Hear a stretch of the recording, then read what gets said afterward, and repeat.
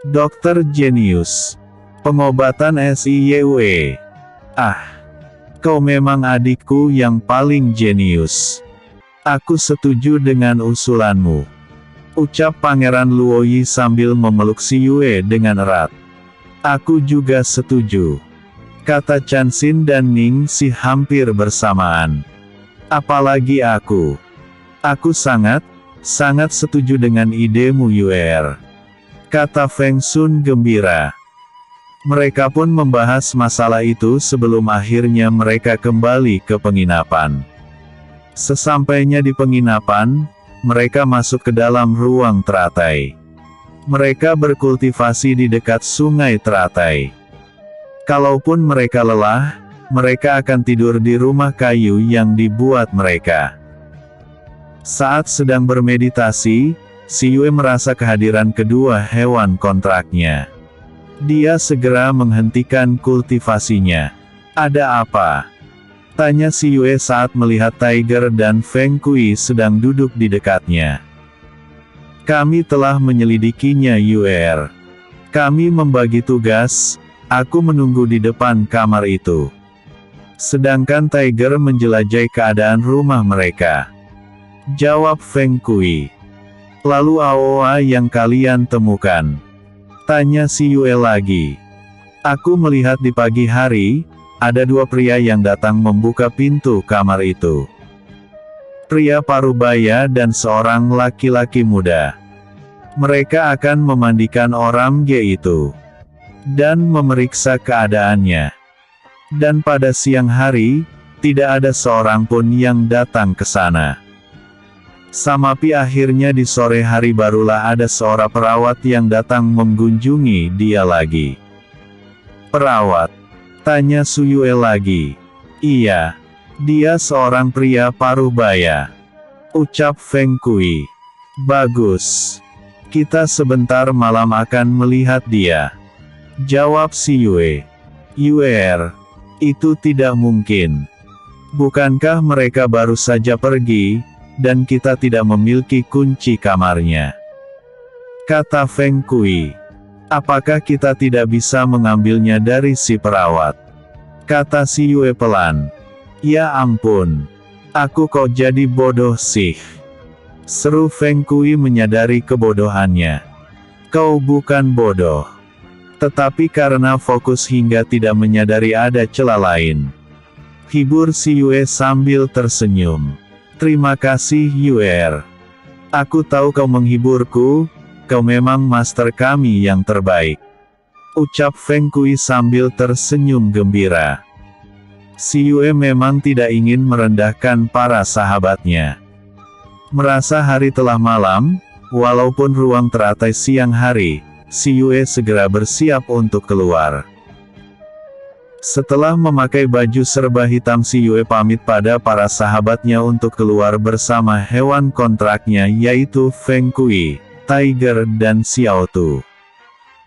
Ketika mereka sampai di luar, benar saja hari telah malam. Si Yue segera memakai bulu phoenix dan melompat lewat jendela kamarnya menuju halaman rumah keluarga si Yue. Kita mencari tempat kakek atau tempat perawat laki-laki itu. Tanya Feng Kui yang terbang di sebelah si Yue. Sedangkan Tiger dan Xiao Tu sudah berada di leher dan pundak si Yue. Kita cari perawat laki-laki itu dulu. Kita harus mendapatkan kunci dan menirunya. Jawab si Yue. Baik. Kita akan langsung ke kamarnya. Ucap Feng Kui. Kau tahu tempatnya? Tanya si Yue. Tidak. Aku akan mencarinya dulu. Jawab Feng Kui. Aku tahu tempatnya. Tiba-tiba Tiger berucap membuat Den Fan tenang. Feng Kui yang mendengar ucapan Tiger merasa kesal. Kenapa tidak kau katakan sejan tadi Tiger? Seru Feng Kui kesal. Kau tidak bertanya. Aku pikir kau sudah tahu. Ucapnya ringan. Dasar Tiger. Terdengar suara kesal Feng Kui kembali terdengar. Mereka akhirnya berjalan ke ruang di mana perawat itu tidur. Tak berapa lama mereka sampai di sebuah bangunan yang berada di belakang bangunan utama. Bangunan itu kecil dengan pintu tertutup rapat. Perlahan Si Yue mendekati pintu bangunan yang tertutup. Si Yue perlahan membuka pintu kamar yang tertutup itu. Saat pintu terbuka sedikit, Si Yue bisa melihat ke dalam ruangan. Terlihat seorang pria parubaya yang sedang tidur terlelap. Secara perlahan Si Yue mendekati tempat tidur. Dia mencari keberadaan kunci ruang pria yang dikatakan Feng Kui. Cukup lama mereka mencari. Dan ternyata kunci ditaruh di saku bajunya yang pria itu pakai. Melihat semua itu, Si Yue menusuk saraf kesadarannya. Setelah itu dia mengambil kunci yang ditaruh di baju luarnya. Setelah menemukan kunci itu, Si Yue dan ketiga hewan kontraknya segera keluar dari ruangan itu dan kembali masuk ke dalam ruang teratai. Di sana dia membangunkan Chan Xin. Chan Xin yang terbangun kaget melihat Si Yue berada di depannya. "Ada apa Yu Yue? Tumben kau membangunkan aku," ucap Chan Xin. "Aku ingin kau membuat kunci duplikat," jawab Si Yue. "Kunci duplikat?" kata Chan Xin tak mengerti. Si Yue segera mengeluarkan kunci yang dia ambil tadi. "Kunci seperti ini," jawab Si Yue. "Maksudmu?" tanya Chan Xin. "Buatan aku benda seperti ini yang sama." "Harus sama Chan," ucap Si Yue. "Oh, seperti itu. Baik," jawab Chan Xin sambil mengambil kunci dari tangan Si Yue. Dia meminta Chan Xin membuat duplikat kunci itu. Untung zaman kuno, jika di zaman modern harus bayar ahli kunci dulu dia. "Kau harus membuat kunci ini persis sama dengan yang asli Chan," ucap Si Yue. "Beres Yu Yue," ucap Chan Xin. "Lama tidak?" tanya Si Yue. "Tidak. Aku akan membuatnya secepat mungkin," ucapnya. "Kalau begitu aku keluar dulu mencari tempat kakek, setelah itu aku akan kembali kemari lagi, tolong cepat ya," kata Si Yue. "Silahkan nanti saat kau kembali pasti kunci sudah aku selesaikan," ucapnya. "Kalau begitu aku pergi dulu ya. Jangan lama-lama. Keburu pagi," ucap Si Yue. "Jangan khawatir," ucap Chan Xin gembira. Sebab Si Yue tidak pernah meminta pertolongan pada mereka. Setelah itu Si Yue segera keluar kembali. Dan mereka segera mencari keberadaan kakek Si. Saat mereka mencari dari rumah ke rumah, dari gudang yang satu ke gudang yang lain, Si Yue dan ketiga hewan kontraknya sampai pada rumah yang terlihat paling ujung dari deretan rumah keluarga Si. Dan mereka mendengar percakapan seorang pria dan wanita dari rumah itu. Dengan perasaan penasaran Si Yue mendekati asal suara itu. Dan di sana dia melihat seorang gadis dan dua orang pria parubaya. "Ayah, kau harus membalaskan dendamku pada pria itu. Dia berani sekali menghinaku," ucap suara wanita yang familiar di telinga Si Yue.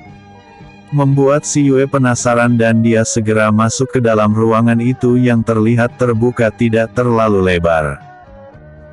Dan betapa terkejutnya Si Yue, karena wanita yang sedang berada di dalam ruangan itu adalah gadis yang pernah bertengkar dengannya. "Yah, kau ini bisa diam sebentar tidak? Kau tahu, kau telah membuat masalah di toko Tuan Wang. Dan itu sangat merugikan keluarga Si," kata sang ayah dengan marah. "Tapi pria itu yang memulainya ayah," seru gadis yang bernama Yahaya itu. "Kau ini. Banyak saksi mata di sana yang mengatakan kalau kaulah yang memulai pertengkaran itu." Kau yang membuat gara-gara. Jadi apakah kau masih mau menyangkal lagi? Ucap sang ayah. Terlihat gadis itu terdiam dan cemberut. Gara-gara perbuatanmu ini kita akan banyak merugi. Kata sang ayah. Kan masih banyak toko lain ayah. Kata Yahya dengan wajah kesal. Kau tidak tahu betapa berharganya berhubungan dengan Tuan Wang. Sekarang pergilah kau ke kamarmu. Dan jangan keluar rumah sampai ayah mengizinkan dirimu keluar. Ucap sang ayah tegas. Tapi ayah. Ucap Yahya ingin merajuk. Tidak ada tapi-tapian, sekarang masuklah ke kamarmu. Seru sang ayah. Terlihat gadis itu pergi dengan wajah cemberut. Setelah kepergian Yahya, si Yue masih mendengar pembicaraan mereka berdua untuk mencari cara meminta maaf pada Paman Wang. Si Yue akhirnya keluar dari ruangan itu. Dia kembali mencari keberadaan kakek Si dan ketiga kakaknya. Namun si Yue tidak menemukan keberadaan sang kakak maupun kakeknya. Akhirnya si Yue kembali ke ruang teratai untuk menanyakan soal kunci duplikat yang Chan Xin buat. Karena kunci tadi yang mereka ambil, sudah mereka kembalikan lagi ke tempat perawat. Setelah mendapatkan kunci duplikat, si Yue segera pergi ke kamar tempat pria yang diceritakan oleh Feng Kui. Ketika sampai di kamar itu, benar kata Feng Kui, pria itu berada di dalam kamar yang tertutup. Secara perlahan si Yue membuka kamar itu dengan kunci yang dibuat Chan Xin. Saat perlahan pintu terbuka, si Yue bisa melihat kalau di dalam kamar terlihat seorang pria yang masih muda namun terlihat diam tak bergerak. Pria itu seumuran kakak Fang Yan. Perlahan si Yue mendekati pria itu. Wajah ini hampir mirip dengan Kak Rong Han, hanya saja dia lebih dewasa dan terlihat sangat lembut. Apakah dia masih saudara Kak Rong Han? Ucap si Yue perlahan. Benar Yue. Dia mirip dengan kakak keduamu. Tapi kenapa dia seperti ini? Kata Xiao Tu. Kau periksa saja Yue. Mungkin kau bisa menolongnya. Ucap Feng Kui. Si Yue segera mendekat dan memeriksa denyut nadi pria itu. Dan dia merasakan lemahnya denyut nadi dari pria yang kini berbaring lemah di ranjang. Denyut nadinya terlalu lemah. Sepertinya dia sudah lama terbaring di sini. Apakah ini yang disebut penyakit dalam kondisi vegetatif? Ucap si Yue. Apakah dia masih bisa ditolong Yue? Tanya Tiger. Kita lihat saja dulu. Ucap si Yue. Si Yue lalu mulai memeriksa tubuh si pasien dari ujung kaki sampai ke kepala. Dan dia melihat kalau ada bekas luka di tengkorak kepalanya. Mungkin luka inilah yang membuat dia tertidur lama. Ucap si Yue pelan. Ada bekas luka? Tanya Xiao Tu. Iya. Kalau dilihat dari luar tidak terlihat karena tertutup kulit dan rambut. Tapi coba kalian pegang di kepala ini. Dan rasakan dengan tenaga dalam kalian. Ucap si Yue. Mereka pun melakukan apa yang dikatakan si Yue. Mereka pun membenarkan apa yang dikatakan si Yue. Sedang si Yue sendiri segera memeriksa tubuh pria itu. Setelah itu si Yue mulai duduk di dekat pria itu. Akan ku coba melihat seberapa berat penyakitnya. Ucap si Yue. Tak lama terlihat si Yue mulai konsentrasi. Perlahan dia mengangkat kedua tangannya. Dari telapak tangan si Yue terlihat cahaya putih keluar dari kedua telapak tangannya. Cahaya itu mulai menyebar ke seluruhan tubuh pria yang ada di depannya. Cukup lama si Yue melakukannya. Hingga akhirnya dia menarik cahaya itu secara perlahan. Dan secara perlahan hilang. Si Yue segera menarik kedua tangannya.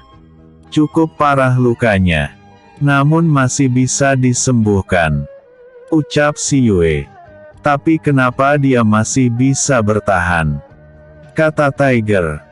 Ini semua rahasia dewa, kita tidak tahu apa yang terjadi, ucap si Yue. Mungkin ini ada kaitannya dengan kakek Yue, kata Feng Kui. Mungkin saja, jawab si Yue.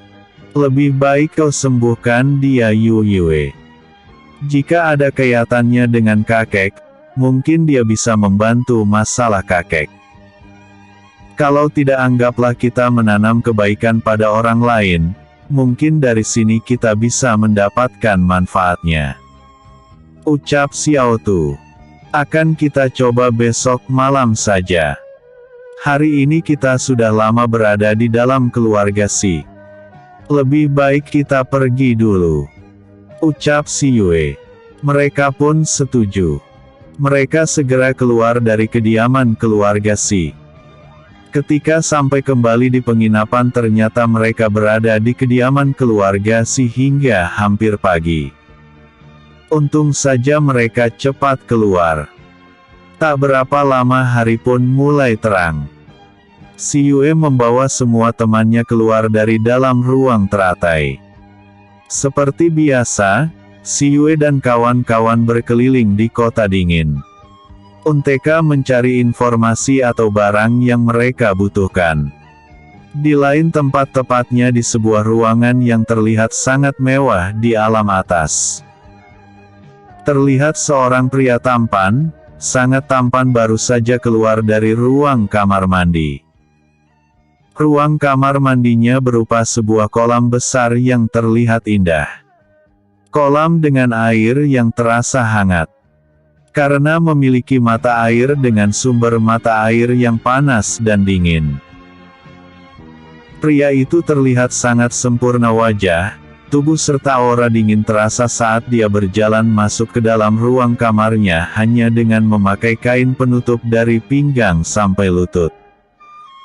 Saat dia keluar, ketiga pengawal bayangannya sudah menunggu di dalam ruangannya. Mereka telah menyiapkan pakaian untuk pria itu. Kenapa tidak ada pelatan? Karena dia tidak mau ada wanita yang menyentuh tubuhnya atau mendekatinya.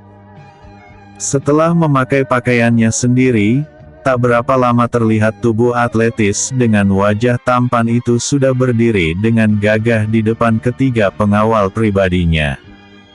Ye Xie, bagaimana keadaan dia sekarang? Ucapnya setelah selesai berpakaian. Kedua pengalaman selain Ye Xie hanya saling pandang. Sedangkan Ye Xie sendiri tahu apa yang dimaksud sang junjungan. Pertemuan hamba terakhir dia berada di kerajaan Monsi tuanku. Setelah itu hamba tidak lagi bersama dengannya, karena kekacauan di kerajaan ini setelah Anda jatuhkan Raja Chuyan Song dan Anda masuk ruang tertutup selama 2 tahun ini memaksa hamba kembali dan meninggalkan dia. Jawab salah satu pengawalnya yang bernama Ye Xie. Kerajaan Monsi. Kenapa dia berada di dunia tengah? Ucapnya dengan wajah heran. Beberapa orang telah menculik kakek dan ketiga saudaranya. Dan orang itu membawa mereka ke kota dingin. Jawab Ye Xie kembali. Kemungkinan sekarang mereka telah sampai di kota dingin sebab mereka memberi waktu dia tahun untuk menolong kakek dan kakaknya. Lanjut Ye Xie. Kota dingin. Bukankah kota itu dekat dengan kota suci? Ucap Chu Tianji sambil menatap pada pengawalnya. Benar yang mulia. Beberapa minggu lagi akan diadakan turnamen pemilihan murid baru di kota suci. Ucap Ye Gu yang mengerti maksud sang junjungan. Kalau begitu katakan pada guru besar kalau aku akan pergi bersamanya. Ucap sang raja. Benar. Chu Tianji adalah putra mahkota kerajaan Darga yang telah dikhianati oleh adik keduanya yang ingin merebut kekuasaannya. Chu Tianji yang kuat dan sakti itu mampu mereka jatuhkan setelah memberi racun pelumpuh saraf dan mengikat jiwa yang dilakukan oleh guru si Chu Yan Song, yaitu Guru Luang yang merupakan seorang penyihir besar. Karena ikatan jiwa itulah yang membuat putra mahkota Chu Tianji yang sangat kuat mampu dilumpuhkan berpuluh tahun yang lalu dan dipenjarakan di alam bawah. Dengan memakai belenggu yang diberi mantra, mereka mengira tidak ada seorang pun yang bisa membebaskan pria perkasa itu.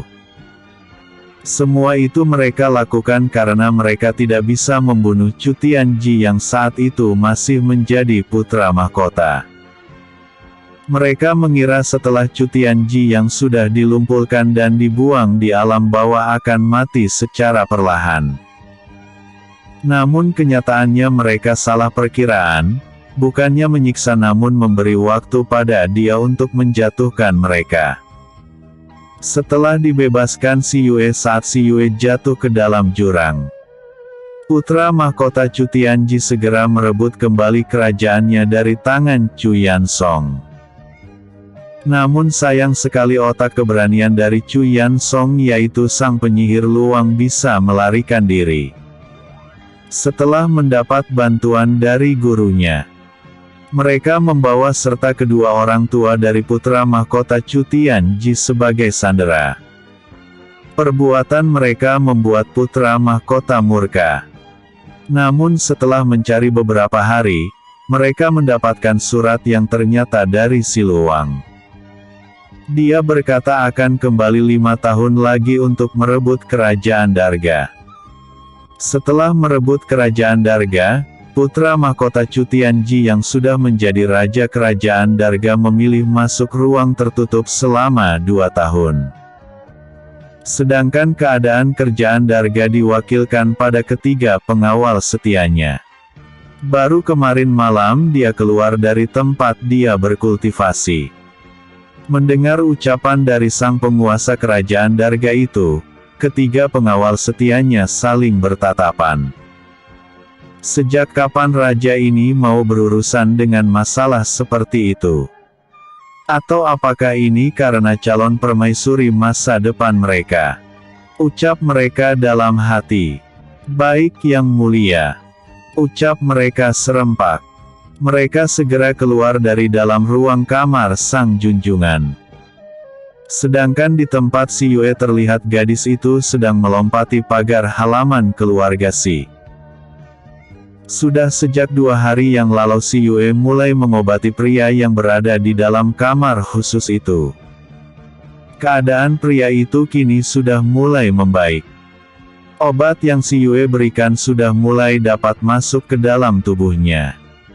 Dengan meminum air jiwa dan berendam di dalam air suci membuat tubuh dan jiwanya secara perlahan membaik. Tanpa setahu keluarga si Yue membawa pria itu masuk ke dalam ruang teratai. Di sanalah dia dengan tekun mengobati pria itu. Saat ini si Yue sedang berjalan ke arah kamar pria itu. Namun tiba-tiba telinganya mendengar suara dari rumah tempat beberapa hari yang lalu Yahya berbicara dengan ayahnya.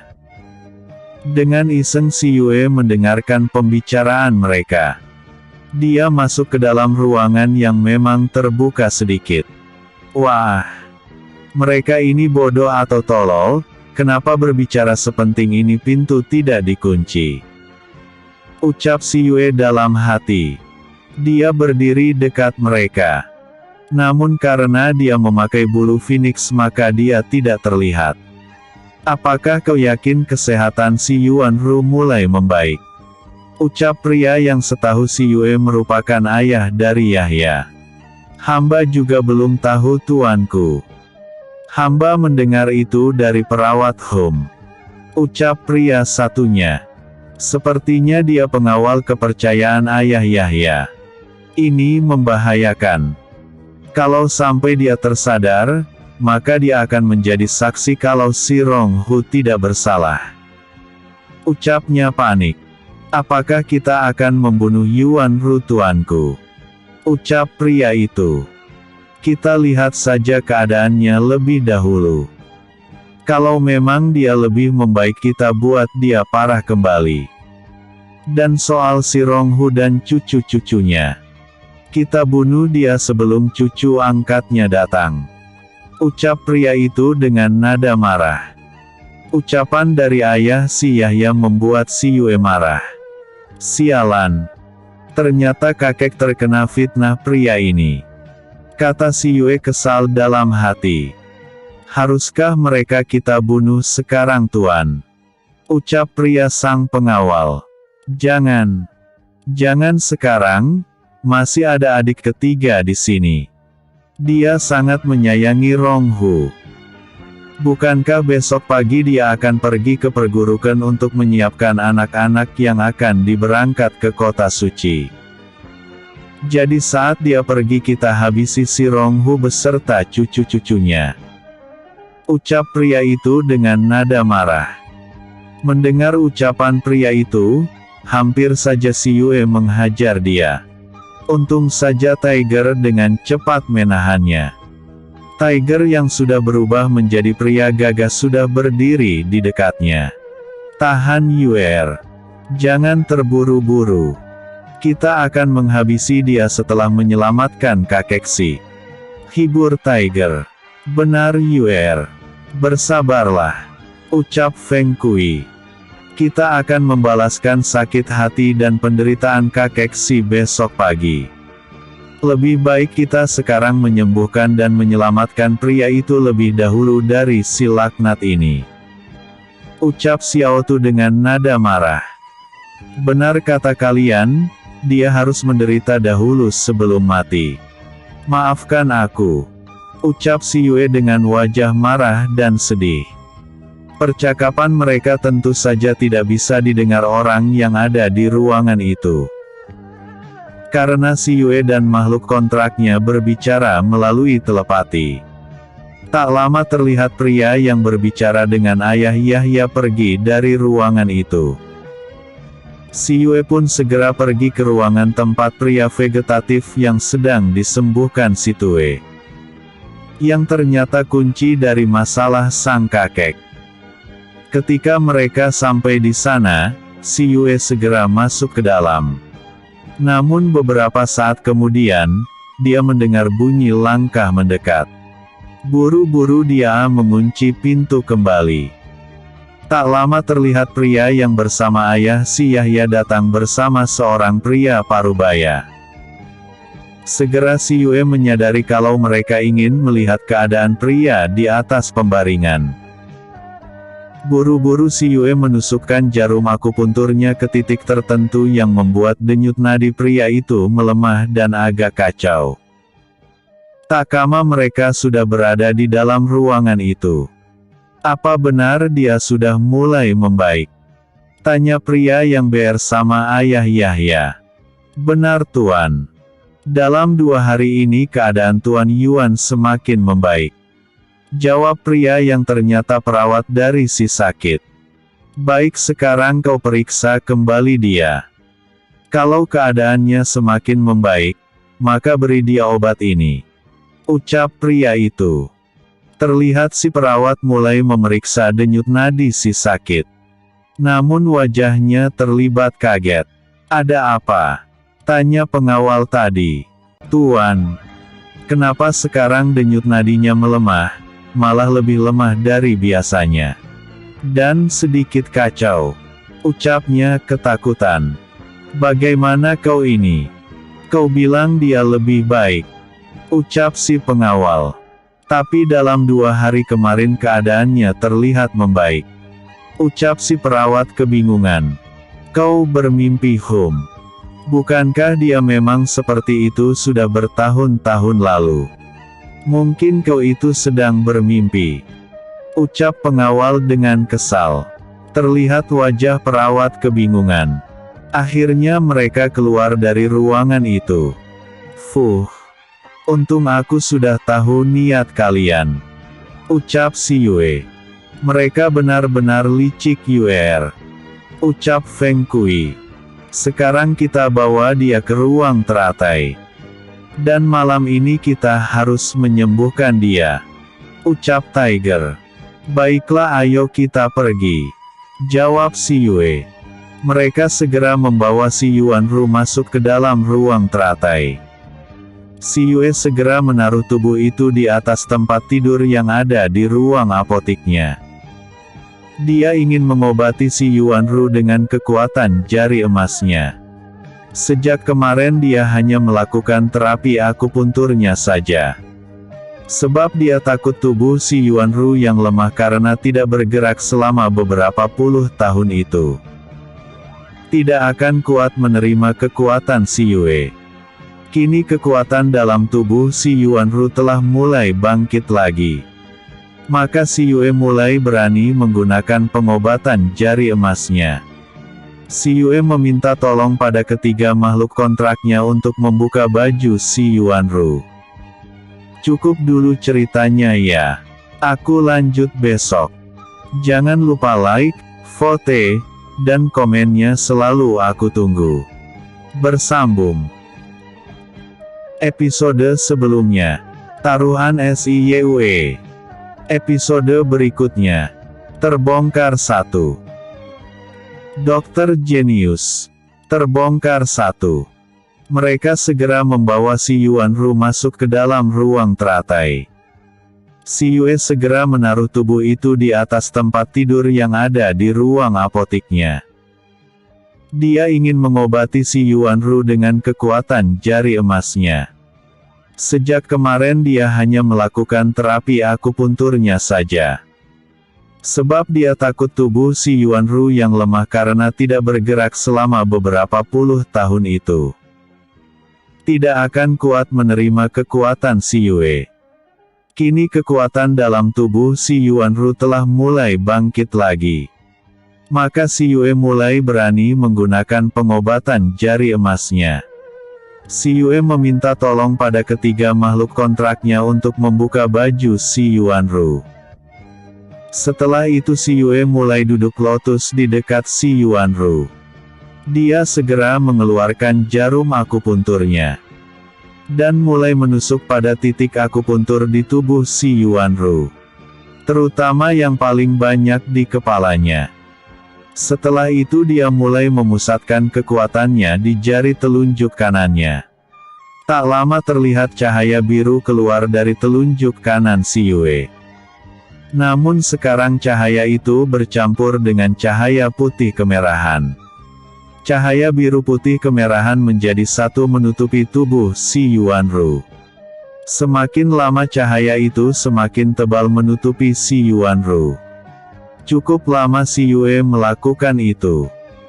Hampir 2 jam kemudian, terlihat cahaya semakin lama semakin memudar. Dan akhirnya hilang. Dan terlihat sekarang ada perubahan di wajah dan tubuh si Yuanru. Kulit tubuh dan wajah Yuanru yang semula putih pucat, kini telah berganti putih kemerahan. Dan wajahnya pun terlihat segar. Perlahan si Yue mencabut jarum di tubuh si Yuanru. Terlihat wajah dan tubuhnya penuh dengan keringat. Namun di setiap titik yang terkena jarum akupuntur, terlihat mengalir darah merah kehitaman dari kepala dan badan si Yuanru. Darah beku telah hilang. Sebentar lagi pasti dia akan siuman, tolong pakaian lagi bajunya, ucap si Yue. Apakah tidak bermasalah jika dia tahu tempat ini Yue? Kata Xiao Tu. Bilang saja kita ada di istana milikku. Jangan kita bawa dia keluar. Bukankah dia hanya sehari saja berada di sini? Setelah kita bongkar kelicikan orang tua itu, juga setelah membawa kakek dan kakak, kita langsung pergi dari sana, ucap si Yue. Benar kata Yue. Kita akan membongkar kelicikan si tua sialan itu, ucap Xiao Tu. Namun percakapan mereka terhenti saat mereka melihat si Yuanru membuka matanya. Dia melihat sekelilingnya. Terlihat dia berada di dalam ruangan yang indah namun banyak terlihat botol-botol berjejer. Di mana ini? Apakah aku sudah ada di dalam surga? Ucapnya perlahan. Kau masih ada di bumi anak muda. Ucap sebuah suara menyadarkan si Yuan kalau dia tidak sendirian. Kau siapa? Ucapnya lemah. Aku pemilik istana ini. Kami menyembuhkan dirimu dari penyakit yang kau derita. Ucap Xiao Tu. Si Yuanru menatap pada asal suara. Dan dia melihat seorang pria muda dan tampan, bukan hanya tampan tapi teramat tampan, berdiri di dekat ranjangnya. Dan di pundak pemuda tampan itu, ada 3 hewan sedang duduk dengan tenang menatap padanya. Siapa kau? Dan di mana ini? Ucap si Yuanru dengan perasaan curiga. Jangan curiga. Aku cucu dari kakek si Ronghu yang kini ditangkap dan disiksa gara-gara kamu. Jawab si Yue datar. Gara-gara aku. Ucapnya heran. Iya. Mereka menuduh kakekku yang melukaimu dan entah apa lagi yang mereka tuduhkan pada kakekku. Aku datang kemari karena kakek telah diculik dan kami tidak tahu ditaruh di mana mereka sekarang, dan aku dengar, besok mereka akan dibunuh. Ucap si Yue dengan wajah sedih. Apa? Mereka menuduh kakek Ronghu yang melukaiku. Pasti ini kerjaan paman si San Mo kan? Ucap si Yuanru dengan wajah kaget dan marah. Aku tidak tahu. Yang aku tahu orang itu ingin membuatmu tidak sembuh, dan tetap koma. Agar menyembunyikan kejahatannya. Ucap si Yue. Apa maksudmu? Tanya si Yuanru tak mengerti. Akhirnya si Yue menceritakan semuanya. Tentang kakek dan kakaknya yang diculik oleh keluarga Si. Tentang niat dia menyelamatkan kakek dan kakaknya, juga tentang pertolongannya menyembuhkan si Yuan dan niat ayah dari Yahya yang ingin membuat si Yuan kembali koma, serta niat ayah Yahya yang ingin membunuh sang kakek dan ketiga kakaknya besok pagi. Brengsek. Dasar manusia jahat. Pasti yang kau maksud pria itu adalah paman si San Mo yang licik itu. Ucap si Yuanru. Aku tidak tahu namanya. Yang aku tahu dia memiliki putri yang sangat sombong, egois, pokoknya sifat jelek dia miliki semua. Ucap si Yue dengan kesal. Benar, pasti paman San Mo. Karena dialah si penjahat yang sebenarnya. Ucap si Yuanru dengan wajah marah. Penjahat sebenarnya? Apa maksudmu? Aku juga ingin tahu. Sebenarnya ada apa di balik semua ini? Kesalahan apa yang dilakukan oleh kakekku hingga mereka menangkapnya? Tanya si Yue penasaran. Aku juga tidak tahu. Yang aku tahu, saat itu aku datang menemui ayah. Dan aku lihat ayah sedang bertengkar dengan paman si San Mo hingga akhirnya aku melihat mereka saling menyerang. Aku juga melihat kakek Fang Bi berada di sana dalam keadaan terluka. Saat itu aku melihat ayah sudah tidak dapat menahan serangan dari paman San Mo. Karena dia dibantu 2 orang pengawalnya.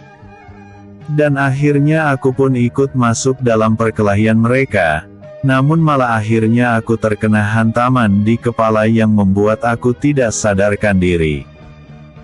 Aku tidak tahu lagi apa yang terjadi dengan ayah ataupun paman San Mo. Ucap si Yuanru mengakhiri ceritanya.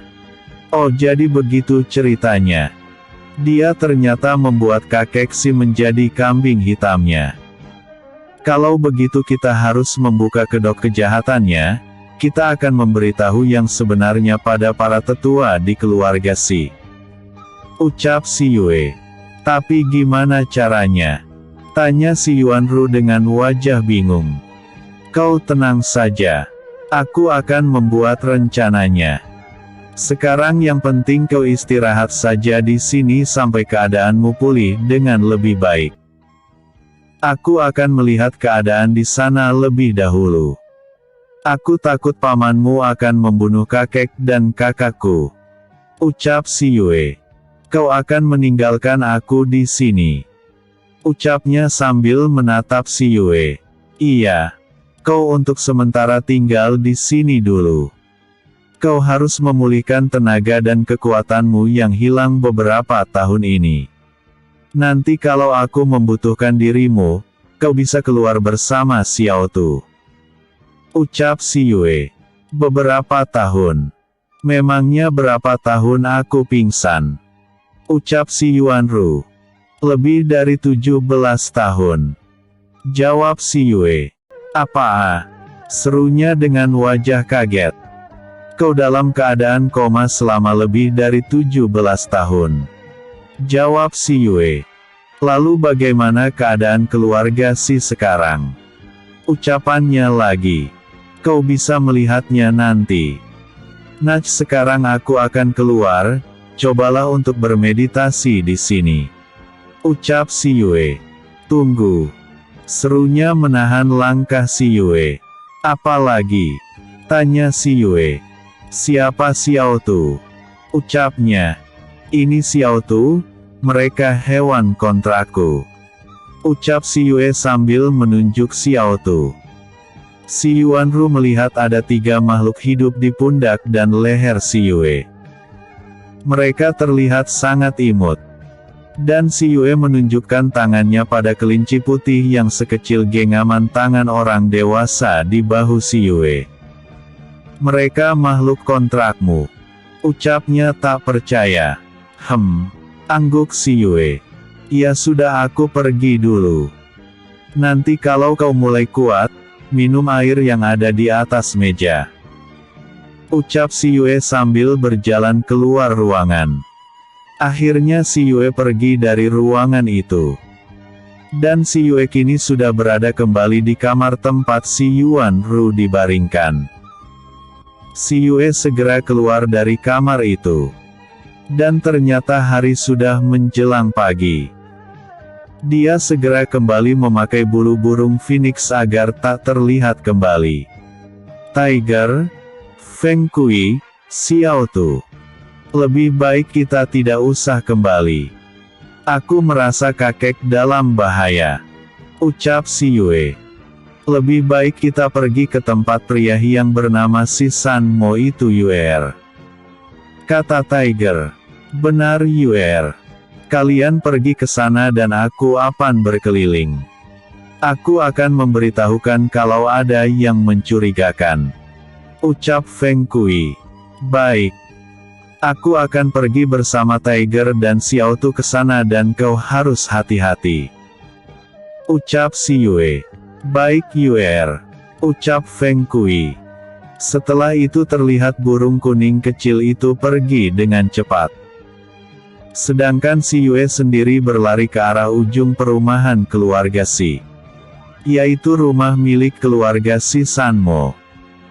Ketika sampai di sana, mereka melihat beberapa orang keluar masuk dari samping rumah milik Si San Mo. Dan si Yue bisa melihat kalau rumah milik Si San Mo lebih besar dari rumah yang lain. Si Yue segera naik ke atas pohon dekat rumah Si San Mo. Cukup lama si Yue duduk di aras pohon, namun si Yue tidak melihat sama sekali pria paruh baya ayah si Yahya itu. Hingga tiba-tiba Feng Kui memberi kabar mengejutkan kalau kakek Si bersama 3 kakaknya sedang diseret dan dihajar oleh beberapa orang. Mendengar ucapan Feng Kui, si Yue berlari dengan tubuh gemetar ke arah lokasi yang telah ditunjukkan Feng Kui. Si Yue bagai tak menginjak tanah saat dia berlari dengan cepat ke arah tempat Feng Kui. Beberapa saat kemudian, si Yue sampai juga di tempat yang Feng Kui tunjukkan. Si Yue dapat melihat kalau Feng Kui berada di atas atap rumah bangunan yang tempatnya agak jauh dari perumahan milik keluarga Si. Terang saja mereka kemarin tidak menemukan tempat ini. Karena mereka tidak menyangka kalau tempat ini masih wilayah milik keluarga Si. Dan si Yue juga merasakan kalau tempat ini terutama gudang yang ada di tengah tertutup arai. Feng Kui menunjukkan ke arah tengah bangunan. Di sana terlibat ada ruang kosong. Ruang itu seperti tempat berlatih. Si Yue melihat sang kakek dan ketiga kakaknya sedang dihajar oleh beberapa orang. Dan ternyata pria yang dia tunggui di depan rumahnya sudah berada di sini. Terlihat dia menatap sang kakek dengan wajah tertawa. "Paman Ronghu, maafkan aku. Karena kau orang yang mudah dijebak, terpaksa aku menggunakan dirimu untuk menutupi kesalahanku," ucap pria yang bernama Si Sanmo. "Brengsek. Ternyata kaulah yang telah membunuh Bayer kakakmu sendiri. Serta melukai Ruer dan ayahmu sendiri Kak Fangbi. Apakah otakmu itu terbalik Sanmo?" teriak kakek si marah. "Hahaha. Itu kesalahan ayah sendiri. Kenapa kekuasaan keluarga si dia serahkan pada Kak Ranbei? Aku lebih cakap dan lebih pintar dari Kak Ranbei, tapi ayah lebih percaya pada Kak Ranbei," ucap si Sanmo dengan sombong tanpa merasa bersalah. "Karena Kak Fangbi tahu kalau kau itu manusia serakah. Lihat saja demi sebuah kedudukan kau rela membunuh dan melukai keluargamu sendiri," ucap kakek si dengan marah. Mendengar ucapan kakek si terlihat kemarahan di wajah Tuan Si Sanmo. "Cukup paman," teriaknya menggelegar. "Kau terlalu banyak bicara. Sekarang kau harus kututup mulutmu untuk selamanya. Kalian bunuh mereka semua," teriaknya dengan marah. Melihat semua itu, si Yue segera menyuruh ketiga hewan kontraknya untuk menyelamatkan kakaknya sedangkan dia sendiri menyelamatkan sang kakek. Ketiganya segera melesat ke arah ketiga kakak si Yue. Sedangkan si Yue sendiri dengan gerakan cepat, si Yue menghantam orang yang ingin mengayunkan pedang ke tubuh sang kakek. Dengan sekali pukul membuat orang itu mati seketika. Si Yue segera membawa kakek si menjauh dari tempat itu. Begitu juga dengan ketiga hewan kontraknya. Mereka membawa ketiga kakak si Yue berkumpul dengan kakek yang sudah berada agak jauh dari pembunuh. Melihat kejadian yang begitu cepat di depan mereka, Tuan Si Sanmo dan anak buahnya sangat kaget. Mereka bingung tak mengerti. Sebab tanpa sebab sasaran mereka melayang pergi, dan kimep orang yang akan membunuh mati seketika.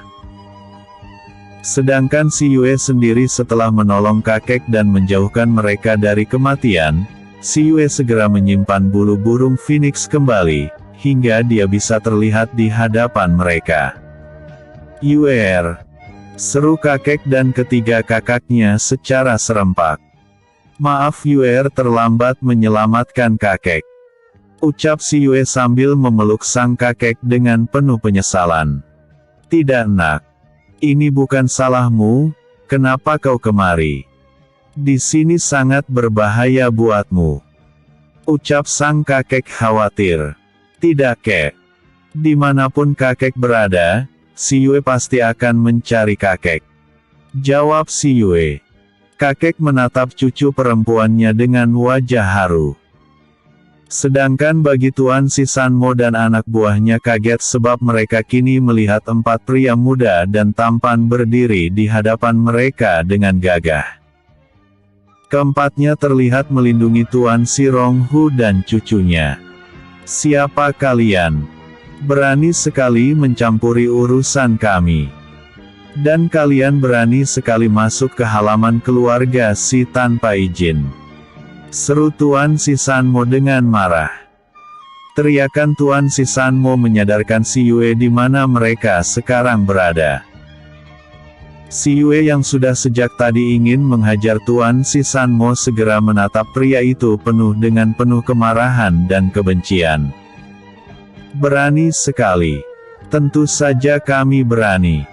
Apa yang mesti kami takutkan menghadapi manusia licik dan pengecut sepertimu? Dan betapa beraninya kau menyakiti keluargaku. Teriak si Yue marah.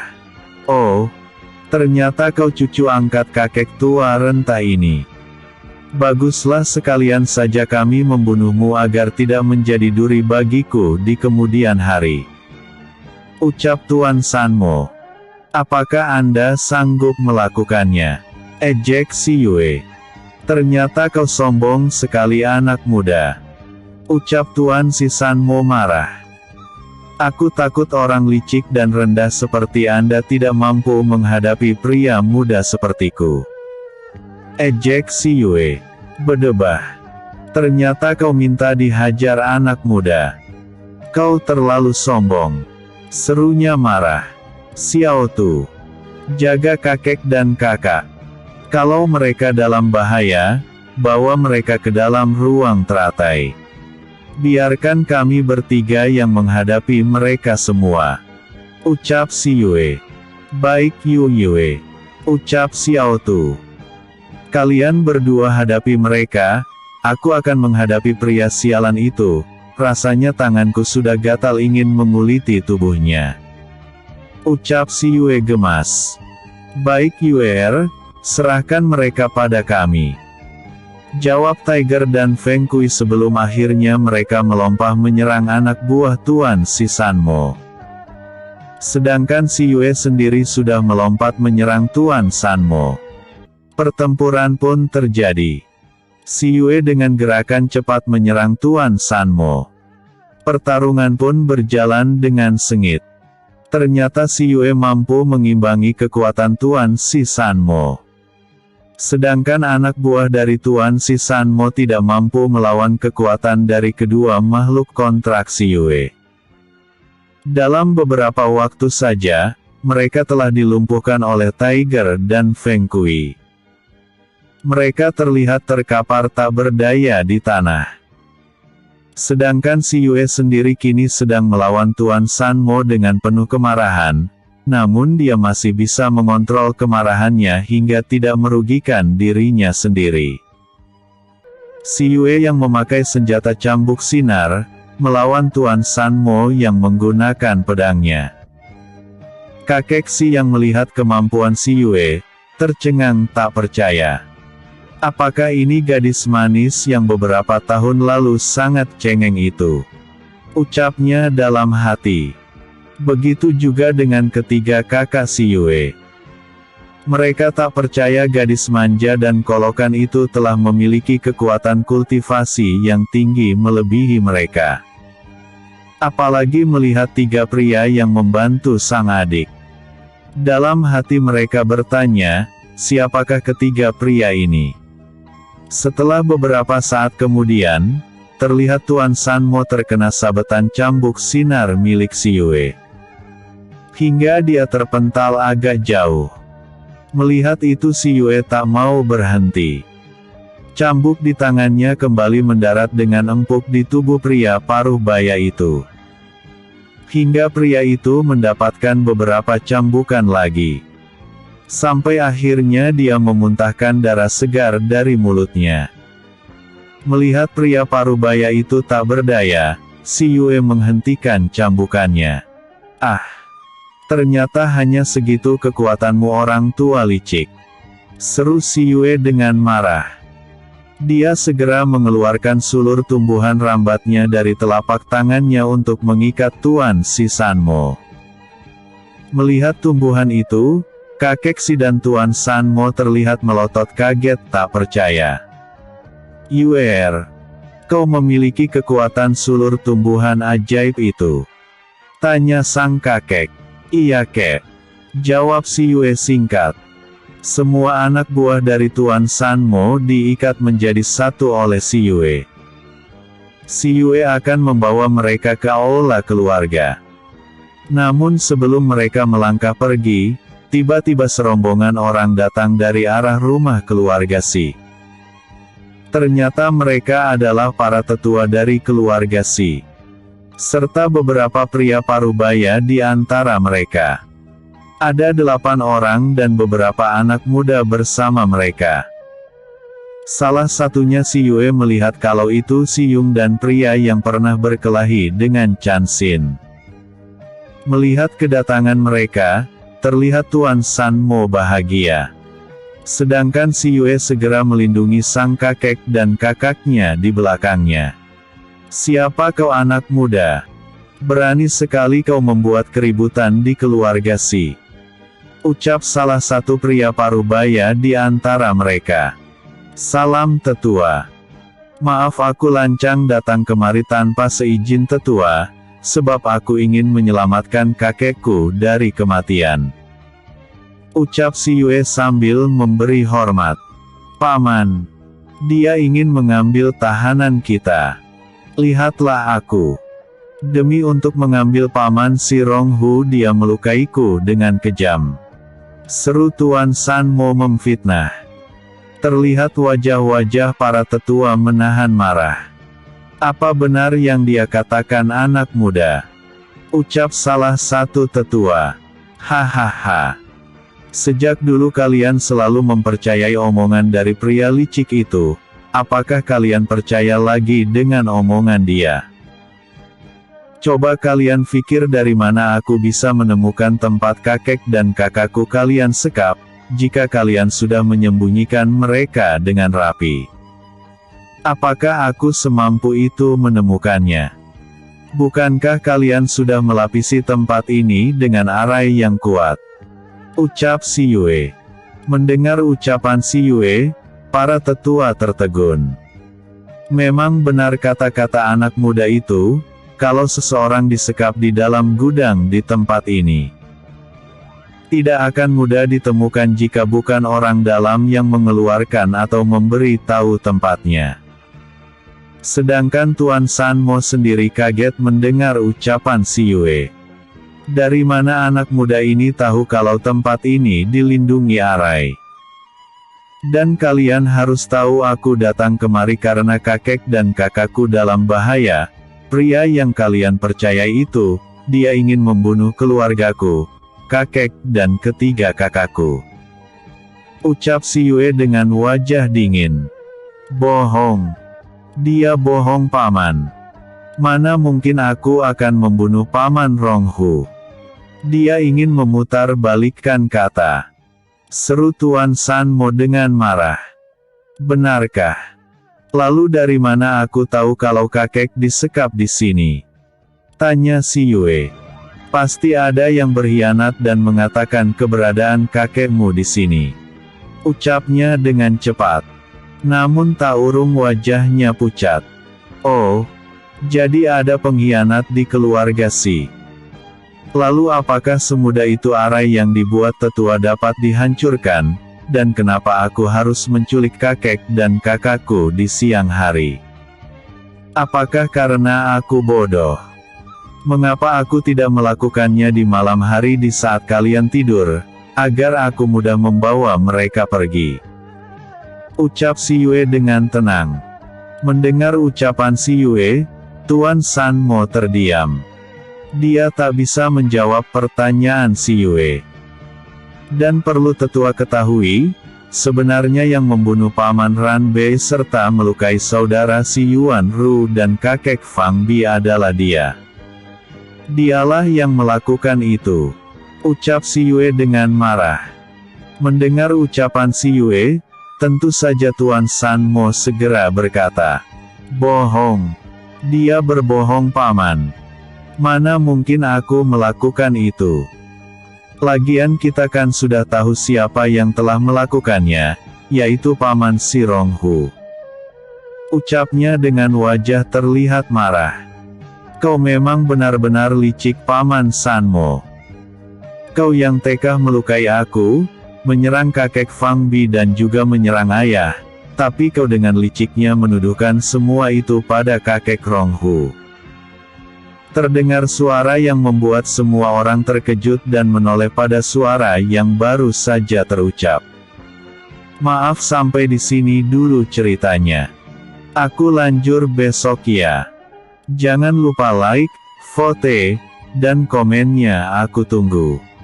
Bersambung. Episode sebelumnya. Pengobatan SIYUE.